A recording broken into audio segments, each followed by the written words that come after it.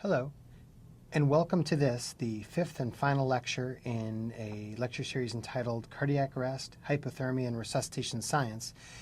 This introductory course is designed for the lay public and healthcare providers alike, and I hope you've enjoyed it.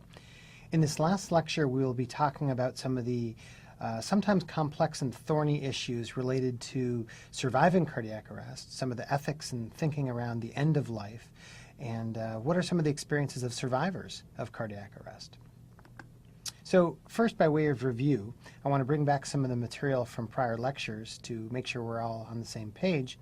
As you recall, cardiac arrest is defined as when the heart stops. As opposed to heart attack or myocardial infarction, when blood flow to the heart is limited, cardiac arrest, actually the normal heart rhythm is changed such that there is no blood flow. And this is an example here of ventricular fibrillation cardiac arrest. And as you may recall from our prior discussion, VFib is a cardiac arrest rhythm that involves no blood flow and requires defibrillation. And in situations like this, the blood pressure falls to zero. There's no blood flow whatsoever. And without any return of blood flow, the victim is technically dead. There is no lifeless activity. The body appears lifeless. There's no movement. There's no breathing. And indeed, in some cases, there may be some gasping or seizure-like activity, but the patient is definitely comatose. This will become important for some of our later discussions of near-death experiences. And then the important thing to know about cardiac arrest, of course, is that life can only be restored by immediate action. And immediate action involves both cardiopulmonary resuscitation, or CPR, as well as sometimes electrical defibrillation. Electrical defibrillation defined as when electric shocks are given to restart the heart. Now, both of these can be done by the lay public, and you recall from prior lectures, I have tried to communicate that this is an important thing for all of us to know how to respond in case of a cardiac arrest in the public sphere. A little bit more review. It's important to keep in mind for this lecture when people actually die from cardiac arrest. Assuming a certain number of people who experience a cardiac arrest event, the majority of these patients die or are not resuscitated despite CPR and defibrillation. So cardiac arrest is highly mortal. Most people will die when they experience cardiac arrest, or at least that's the current state of affairs. We hope, of course, to change that. Now, some people get their pulse back. That's called ROSC, or return of spontaneous circulation. And yet many of these patients still go on to die, such that very few people leave the hospital alive. That is the overall survival curve, as depressing as it can be, from cardiac arrest, and clearly brings up important issues about mortality and life and death that we'll talk a little bit about in this lecture. To remind you of the statistics on this, from in-hospital cardiac arrest around the country, we get about 1 out of every 2 people back initially. That is, we get their pulses restored, but less than 1 in 5 people actually leave the hospital alive. So very, very low survival rates. With the advent of hypothermia after cardiac arrest, we have changed this curve and improved survival. Now, hypothermia, as exciting as it may be, has raised some complex end-of-life and survivor issues as well, which we'll cover in this lecture.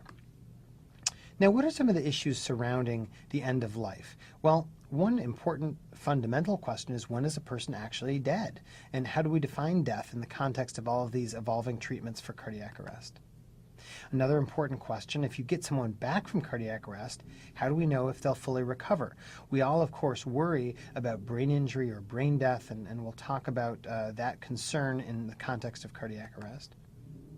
Then also, if someone does recover and does appear to have a working brain and returns home, what lasting concerns or problems might they have? And I'll share with you some interesting data from survey work with survivors on some of the things that they reflect upon as cardiac arrest survivors.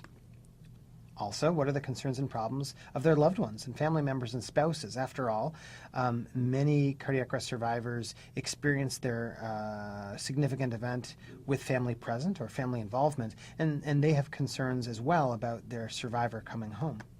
And And then finally, we'll touch upon briefly an important question that comes up often, the notion of near-death experiences, sometimes just called NDEs. The notion being that some people, when they experience cardiac arrest or other near-mortal events, there are a set of phenomenological experiences that occur, bright lights, sometimes hearing voices, sometimes a sensation of floating, and we'll get to that and try to make sense a little bit scientifically as best we can of what that actually means. So, first question, when is a person really dead? Well, this is obviously, in a sense, a simple thing. You're either alive or you're dead, and that was the understanding for much of time. However, this cardiac arrest event, or the moment when you transition from alive to dead, has become quite blurred. And you heard from my colleague Dr. Gajewski in one of these earlier lectures how we've expanded this zone such that it's not just a singular point anymore between alive and dead. For example, you can be in cardiac arrest and have no blood flow and be lifeless for 10 minutes, but by virtue of good CPR, you can be restored to a living state. So does that mean during that CPR you were dead? Well, not exactly. So you can see how this gets a little complicated.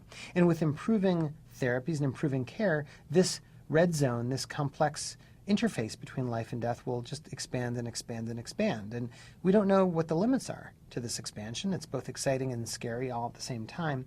But I just want to get across the point that it's not so obvious that there's a singular point at which there's no return to the living state.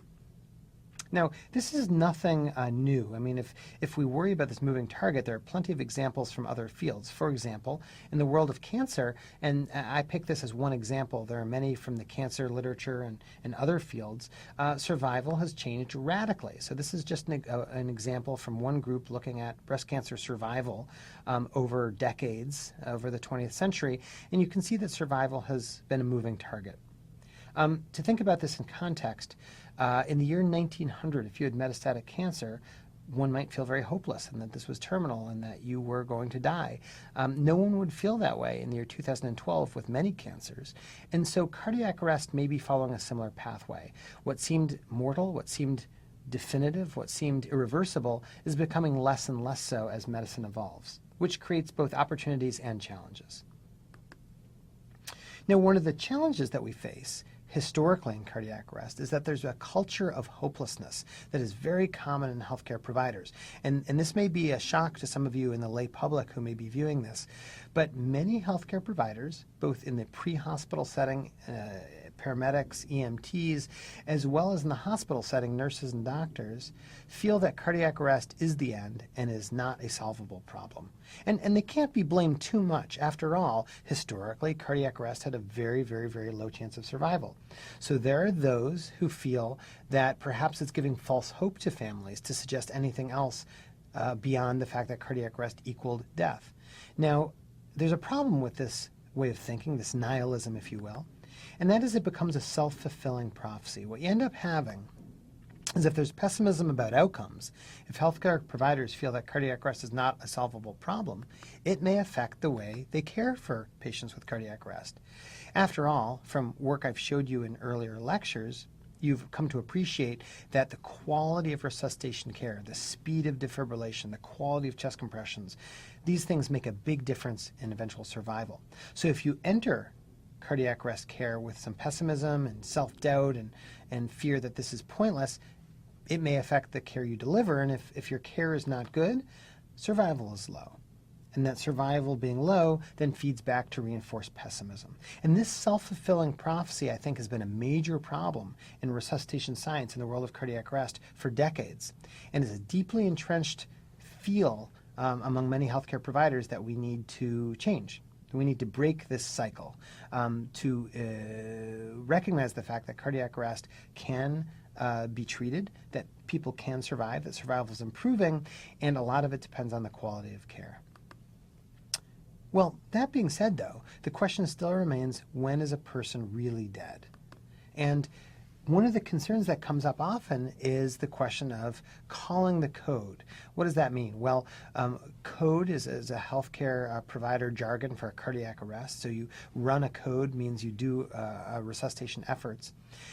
And at some point, if someone is not being successfully resuscitated, a healthcare provider feels the need to call the code or basically call off efforts or say, guys, this isn't working out, this patient is now dead, and to declare a time of death. You may have seen this dramatized on television shows. It often makes for very dramatic TV where the head doctor shrugs his shoulders and says, time of death, 2:56 a.m., and everyone solemnly leaves the room. Now, this may worry some of you, and it should, and it worries me. We actually don't know when it is the right time to call a code or to end resuscitation efforts. And the practice varies considerably among different healthcare providers because there are no rigorous, clearly defined rules when you've started resuscitation for when it's okay to stop. Now, I overstate the case a little bit. There is a body of research work that's existed for some time, especially for pre-hospital or field cardiac arrest cared for by paramedics, surrounding termination rules. The idea being, can you define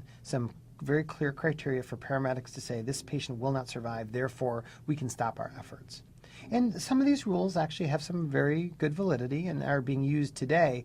The problem is it still remains a difficult decision because these rules are generally simplistic. They need to be. They require use by a wide variety of healthcare personnel in the pre-hospital setting. For hospital providers, for in-hospital cardiac arrest, it remains a terribly difficult problem. And I would put to you that, in a sense, the way we really define death medically is when we stop making efforts to revive a patient. What do I mean by that? Well, you're not dead until someone's decided to not do CPR or to not try to restore your life. So if someone is running a cardiac arrest event as a physician and they decide to call the code, that's when the patient is dead. And that's a very weighty responsibility that we hope all healthcare providers take very seriously. And unfortunately, there are very few clear-cut rules by which we can decide how much of an effort is enough effort to call someone dead. And with that, I want to now leave you with some thoughts from one of my colleagues, Dr. Lance Becker, in a short video. So I'm here today with my good friend, Dr. Lance Becker, who is the director of the Center for Resuscitation Science where I work.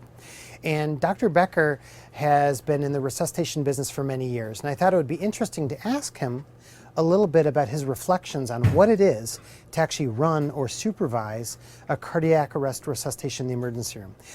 So Lance, tell us, you've run many cardiac arrest.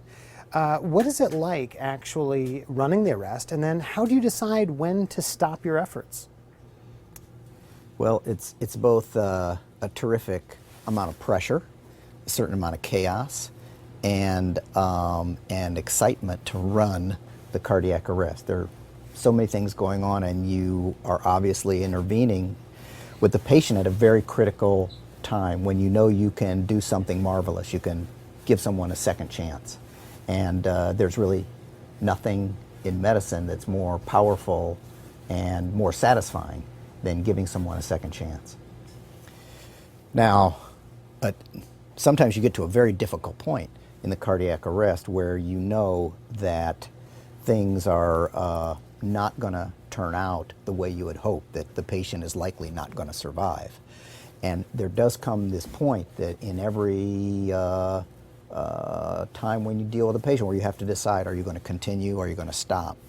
And those can be very, very difficult. I remember the first time I did it, these were very difficult decisions to have to make. And they both stay with you, and sometimes they haunt you, and at times you feel great about what happens in a cardiac arrest. You have all of those emotions. I think one of the most,